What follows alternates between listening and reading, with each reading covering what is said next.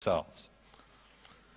So what's changed since the 70s? Well, we've got databases with sequence information. I showed you the phage sequence. We've got the internet. We've got DNA synthesis technology. We've got FedEx and overnight shipping.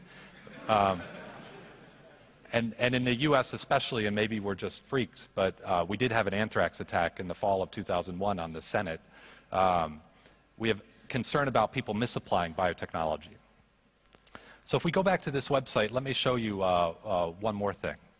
You could type in a different thing up here, and you would find different DNA sequences. For example, this.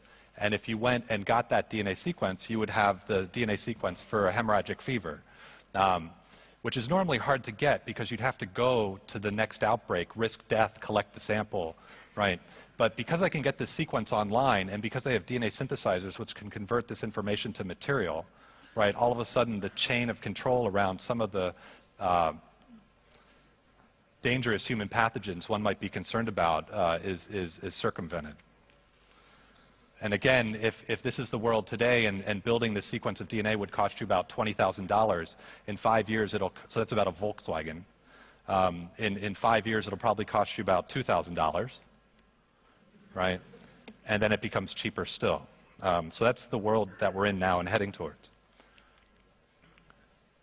I'll skip over this.